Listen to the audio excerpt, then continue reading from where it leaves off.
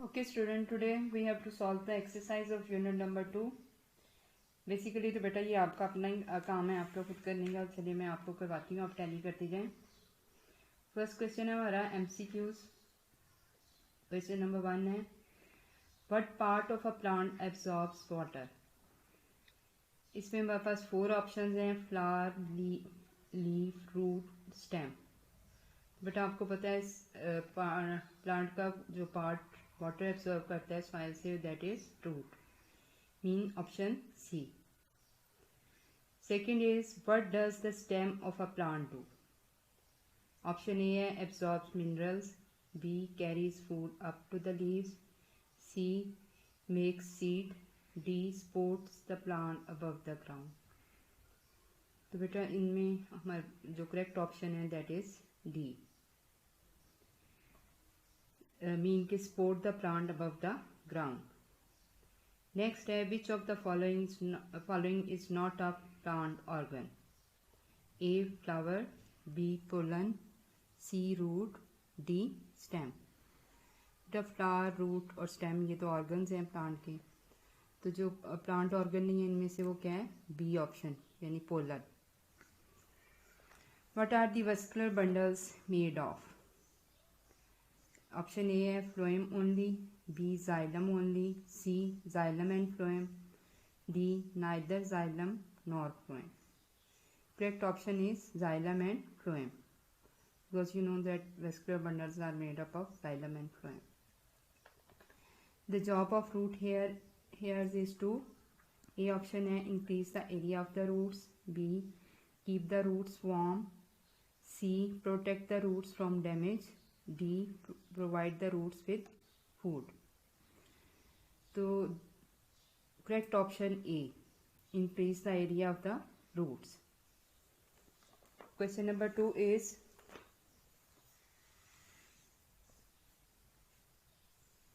True और false.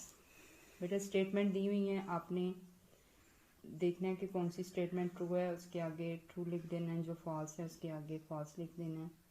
अच्छा MCQs को आपने सर्कल कर दिया, सर्कल लगाने हैं, टिक नहीं लगानी, ठीक है ना। अच्छा ये ट्रू एंड फॉल्स देखने लगे हम। An organism is something that is able to survive on its own. This statement is true, clear है। इसके आगे ट्रू लिख लें। Xylem tissue carries food and minerals from the leaves to the roots of the plant, that is false. Xylem तो आपको पता है कि क्या करते हैं, रूट्स ऑब्जर्व करती हैं मिनरल्स और वाटर को, फिर रूट से लीव की तरफ जाता है। Number 3 is, phloem is dead tissue, xylem is living tissue, that statement is also false. Number 4, sugar solution can go up and down phloem at the same time. This statement is true. Fifth है, a growing plant root tip is protected by a root cap. That is true statement. Question number 3 is, the diagrams show a stem and a root. बेटा देखें ये वाली diagram में उन्होंने vascular bundle की arrangement stem में show की हुई है, और ये डायग्राम है, ये root internal structure of root की डायग्राम है। इसमें इस पार्ट में भी उन्होंने वेस्कुलर बंडल की अरेंजमेंट और उनको बताया हुआ है, बाकी ये रूट के डिफरेंट पार्ट्स हैं, क्लियर। और यहाँ पे भी लेबल किया हुआ है ABCD, और यहाँ पे भी ABC, A से लेके F तक डिफरेंट वो दिए हुए हैं लेटर्स। हमने इनके आगे फिल करना है कि ए किसको शो कर रहा है, बी किसको शो कर रहा है, ठीक है। तो ये देखें, this is the vascular bundle and xylem is inside. ये रेड जो पोर्शन है ये जाइलम को शो करता है, that carries water and dissolve mineral to all parts of the plant from the roots. और this is phloem that carries the food that is prepared in the leaves by the process of photosynthesis to all parts of the plant up and down at the same time. Here where it is needed. तो ए में आप क्या लिखेंगे, ए जो है पूरा, यहाँ पे भी देखें ए पूरा इस वेस्कुलर, कलेक्टिवली जाइलम और फ्लोएम को हम वेस्कुलर बंडल कहते हैं। तो ये वाला पार्ट और इधर भी ये वाला पार्ट पूरा क्या किसको शो कर रहा है, वेस्कुलर बंडल को। ए के आगे आप लिखेंगे वेस्कुलर बंडल, क्लियर है। बी इंडिकेट कर रहा है जाइलम, सी फ्लोएम, डी में ये देखें root hairs, E is the root cap, clear, और F is growing tip, clear है। ओके मैंने ये सारा आपको पहले ही बता दिया, वैसे तो देखिए लिखा है ना, list the letters A to F and write the correct label alongside each one from the words below. Some words may be used more than once. अब ये दिए हुए हैं growing tip, phloem, root cap, root hair, vascular bundle, xylem. Okay हमने ये सारा कर लिया, ठीक है। क्वेश्चन नंबर 3 का सेकंड पार्ट है, name two things that both root and stems have. यानी हमने दो चीज़ें बतानी हैं जो कि रूट्स में भी पाई जाती हैं और स्टेम में भी हैं। तो इधर हमने देखा कि रूट्स में भी वेस्कुलर बंडल मीन के जाइलम और फ्लोएम है और स्टेम में भी है, ठीक है। तो इसके आगे आप लिख लें कि वेस्कुलर बंडल्स और ब्रैकेट में लिखें जाइलम एंड फ्लोएम, क्लियर है। थर्ड पार्ट है विच पार्ट, आगे उसका ए है, carries water around the plant. तो इन सब जो हमने ये लेबलिंग की है इनमें हमने देखा कि जाइलम कौन सा पार्ट, वेस्कुलर बंडल का जो पार्ट जाइलम है, that carries water around the plant. तो यू कैन सेंटेंस में भी इसको कर लें कि xylem carries water around the plant. B है which part carries sugar solution around the plant. तो शुगर सोल्यूशन जो है वो आपको पता है कि फ्लोएम के जरिए जाती है। तो इधर इसका क्वेश्चन वो स्टेटमेंट बना लें कि phloem carries sugar solution around the plant. C which part absorbs water and minerals from the soil. Soil से वाटर मिनरल्स को जो पार्ट रूट का ऑब्जर्व करता है that is root. You can write root hairs absorbs water and minerals from the soil. Which part protect the growth, ठीक है। Okay next is which part absorbs water and minerals from the soil. तो root का जो part है root hairs वो absorb करते हैं। तो you can make the statement root hair absorbs water and minerals from the soil. Next is which part protects the growing root from damage. Root cap protect the growing root from damage. Question number 4 is fill the gaps using these words. बेटा words उन्होंने दिए हुए हैं chlorophyll, gases, green, light energy, photosynthesis, stomata, sport, vascular. तो ये नीचे paragraph उन्होंने leaves के मतलब सारी इंफॉर्मेशन दी है, इन वर्ड्स को हमने उन्हें गैप्स में फिल करना है। तो वेरी सिंपल, जल्दी से देखते हैं इनको भी। Leaves are where a plant makes food during photosynthesis, clear. Leaves are usually green although other colors exist. Whatever their color, all leaves contain chlorophyll, the chemical that absorbs light energy from the sun. Clear हो गया। Next है leaves are thin, so gases can get to the cells easily. They have holes called stoma या stomata to let gases in from the surrounding air. Veins made from vascular bundles carry water and sugar to and from the leaf. They also help to support the plant. Clear? Next question is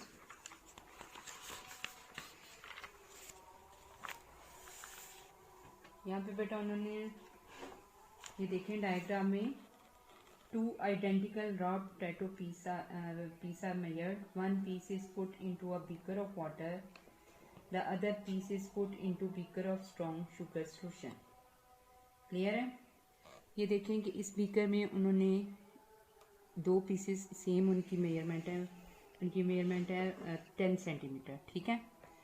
10 centimetre का ये potato piece है, 10 centimetre का ये है, इनकी length breadth सब कुछ same है, यानी कि बिल्कुल exactly they are same, their length is same.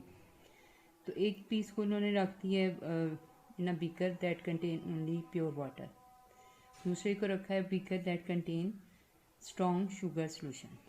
Clear. अब क्या होगा कि ये देखिए जहाँ अब वाटर की कंसनट्रेशन इधर ज़्यादा है, तो वाटर यहाँ से ऑस्मोसिस के प्रोसेस के ज़रिए फ्रॉम हायर कंसनट्रेशन एरिया से लोअर कंसनट्रेशन यानी inside this potato piece move करेगा तो through semi permeable membrane that is around the plant cells. अब जब वो इधर मूव अंदर की तरफ मूव करेगा तो पोटैटो जो ये पीस है इसकी लेंथ बढ़ जाएगी, इसकी लेंथ 10 सेंटीमीटर से इंक्रीज़ होकर 11 सेंटीमीटर हो गई, ठीक है। जबकि जो दूसरा पीस सेम वो भी 10 सेंटीमीटर का था, उसको स्ट्रॉन्ग शुगर सोल्यूशन में रखा तो क्या हुआ कि रिवर्स हुआ। अब water concentration is greater inside the potato piece cells as compare to outside, क्योंकि बाहर ये स्ट्रॉन्ग शुगर सोल्यूशन है। अब क्या हुआ कि water will move from inside the potato cells to outside through cell membrane towards the strong sugar solution. तो as a result of which this potato piece will shrink down, ये shrink हो जाएगा, इसका साइज इसके original size से कम हो जाएगा। पहले ये 10 सेंटीमीटर, ये भी 10 सेंटीमीटर था, अब इसका साइज 9 सेंटीमीटर हो गया। क्लियर है। तो ये देखिए नीचे उन्होंने टेबल भी दिया हुआ है कि after 1 hour the potatoes are removed from the beakers and measured. The results are shown in the table के पोटैटो पीस इन वाटर जो था उसकी जो length of the piece at the start 10 centimetre थी और length of the piece after 1 hour 11 centimetre हो गई। इसको मैंने आपको एक्सप्लेन कर दिया कि क्यों हो गई। इसी तरह potato piece in sugar solution, वो उसकी लेंथ भी 10 सेंटीमीटर थी एट द स्टार्ट और length of the piece after 1 hour क्या होगी 9 सेंटीमीटर होगी कि वो श्रिंक हो गया। क्लियर है। अब इसका पार्ट 1 है describe what has happened to the potato piece in water. अब वाटर में क्या हुआ कि वाटर में तो लॉन्गर हो गया ना, तो इसके आगे लिखनी कि the piece has got longer. Clear. The piece has got longer. दूसरा है describe what has happened to the potato piece in sugar solution. वो एक्सप्लेन तो कर दिया, इसका आंसर लिख दें the piece has got shorter. The piece has got shorter. Clear. 2 है what makes water move in and out of cells. Water जो cells के अंदर और या अंदर से बाहर, बाहर से अंदर वाटर कैसे मूव करता है, that is by the process of osmosis. तो you can write here page number 22 और उसमें पेज नंबर 22 में देखिए जो ऑस्मोसिस का पहले भी मैंने आपको आंसर लगाया हुआ है वही आंसर होगा। क्लियर। नेक्स्ट है explain why the potato piece in water is firm and rigid but the potato piece in sugar solution is floppy. तो इसकी एक्सप्लेन तो बेटा मैंने कर दी है, इसका आंसर लिखें और ये देखें।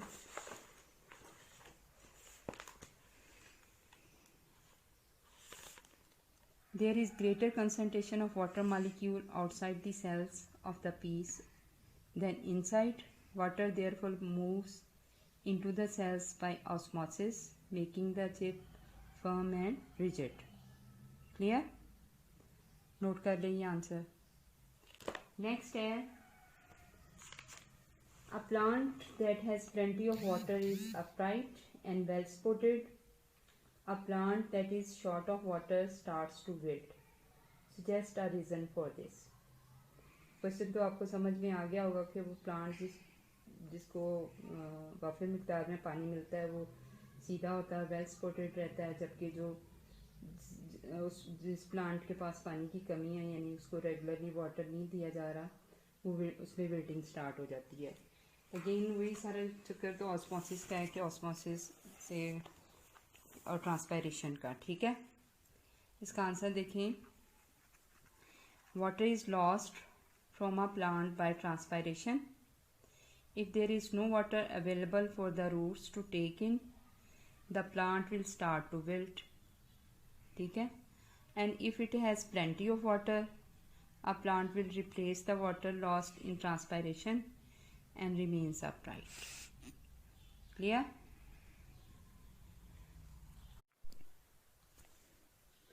Question number 6 is the table shows the transpiration rate of a plant in different weather conditions.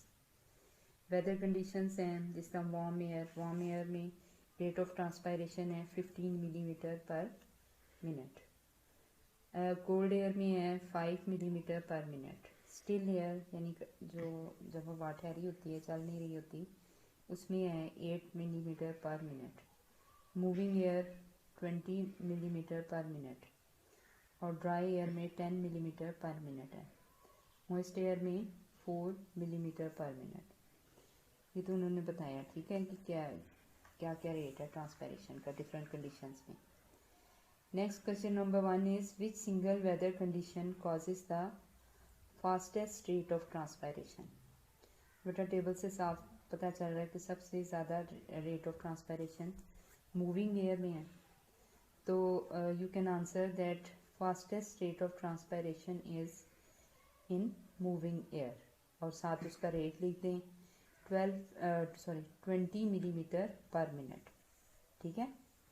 Is in moving air और ब्रैकेट में लिख दें कितना है 20 मिलीमीटर पर minute. Which single weather condition causes the slowest rate of transpiration.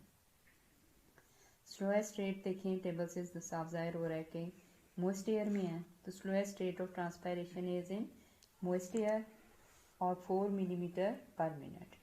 Clear. Second is how much greater is the transpiration rate in warm air than cold air. अब ये देखें वार्म और कोल्ड एयर का comparison करें. Warm में 15 millimetre पर minute है, cold में 5 मिलीमीटर पर मिनट है. इन दोनों का डिफरेंस कितना होगा जाएगा 10. तो आंसर आएगा the transpiration rate in warm air is 10 millimetre पर minute greater than cold air. Clear. Third is how much smaller is the transpiration rate in moist air than in dry air. Dry air में देखें transpiration rate ज़्यादा है 10 millimetre पर minute है. Dry moist में 4 millimetre पर minute है. तो ट्रांसपायरेशन रेट जो मोइस्ट एयर में कितना कम है as compare to dry air. वो हम 10 में से माइनस करेंगे 4, तो जो हमारा आंसर होगा 6 वो आएगा. तो आंसर बनेगा the transpiration rate in moist air is 6 millimetre पर minute smaller then in dry air. Clear. Question 4 part है उसका. Which sort of day will cause the fastest rate of transpiration. यानी फास्टेस्ट रेट ऑफ ट्रांसपायरेशन किस किस्म के दिन में होगा. तो ये होगा a warm windy day will cause the fastest rate of transpiration. Clear? Okay.